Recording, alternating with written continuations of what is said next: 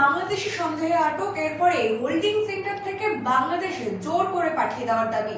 স্ত্রীকে ফিরিয়ে আনতে কলকাতা হাইকোর্টে দ্বারস্থ স্বরূপনগরের পরিবার। কলকাতা হাইকোর্টের দ্বারস্থ মধুর পরিবার এবং মানবিক অধিকার কমিশন। উত্তর 24 পরগনার স্বরূপনগর ব্লকের গোবিন্দপুর গ্রাম পঞ্চায়েতে গোবিন্দপুর পূর্বপাড়া গ্রামের ঘটনা। সাইদা ফকিরি স্বামী জুম্মান ফকির দীর্ঘ 20 বছর ধরে মুম্বাইতে গাড়ির সাফাই কর্মী। চলতি মাসের 19 জুলাই সাইদা ফকির বাজার করতে যায়। সেই সময় নাভি মুম্বাইয়ের পুলিশ তাকে আটক করে এবং জিজ্ঞাসাবাদ করার পর মুম্বাইয়ের একটি হোল্ডিং সেন্টারে রাখা হয়। স্বামী ও তার পরিবারের সদস্যরা এই খবর জানতে তাকে বাংলাদেশের সাক্ষাৎকারে পাঠানো হয়েছে।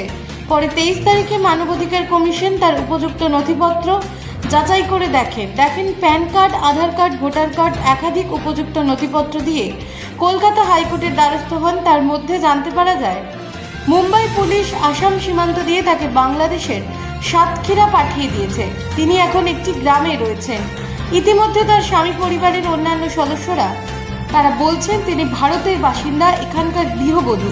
স্বামীর কর্মসূত্রে সেখানে থাকতো। তাকে বাংলাদেশি তকমা দিয়ে মুম্বাই পুলিশ প্রথমে হোল্ডিং সেন্টারে রাখে, তারপর অসম সীমান্ত দিয়ে পুশব্যাক করে বাংলাদেশে পাঠিয়ে দেয়।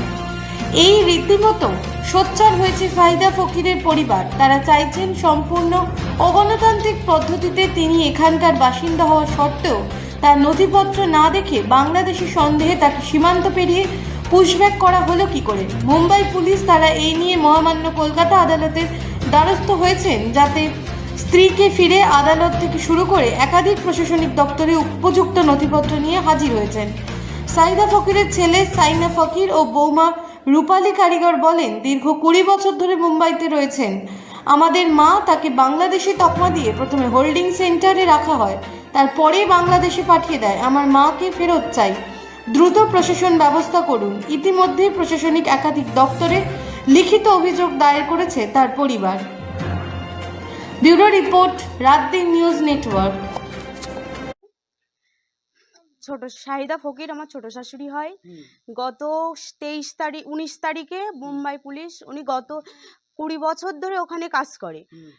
23 তারিখে আমরা হঠাৎ জানতে পারি মুম্বাই পুলিশ ওনাকে ধরে জিজ্ঞাসাবাদের সুবাদে ওনাকে 3 দিন ধরে আটকে রাখে। তারপরে হঠাৎ জানতে পারি 23 তারিখ ওনাকে বাংলাদেশ আসাম বর্ডার দিয়ে পার করে দেওয়া হয়।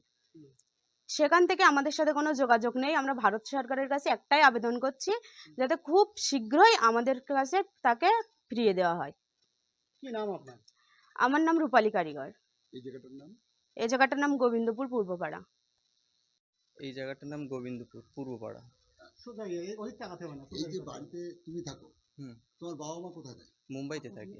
কতদিন ধরে ওনারা ওখানে মুম্বাইতে থাকে? 20 বছর ধরে থাকে। এখন তো মা কোথায় আছে? এখন ওর মা বাংলাদেশে আছে। কিভাবে গেলেন? উনি হচ্ছে মানে মুম্বাইতে থাকে, এবার মার্কেটে গিয়েছিল। এর মার্কেটে গেলে তারা মানে জিজ্ঞাসা করার জন্য তাকে বললো যে চলো আমি কটা কথা জিজ্ঞাসা করবো তোমার কাছে।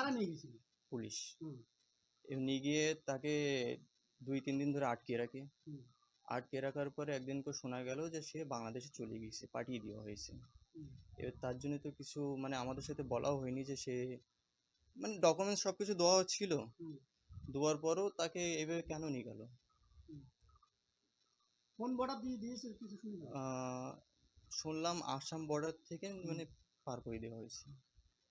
এখন কোথায় আছে তোমার? এখন বাংলাদেশে। কি নাম তোমার মায়ের? সাইদা ফকির। তোমার নাম কি? শাইন ফকির। তুমি কি চাইছো? আমি চাচ্ছি যে আমার মাটা শীঘ্রই নিয়ে আসা হোক।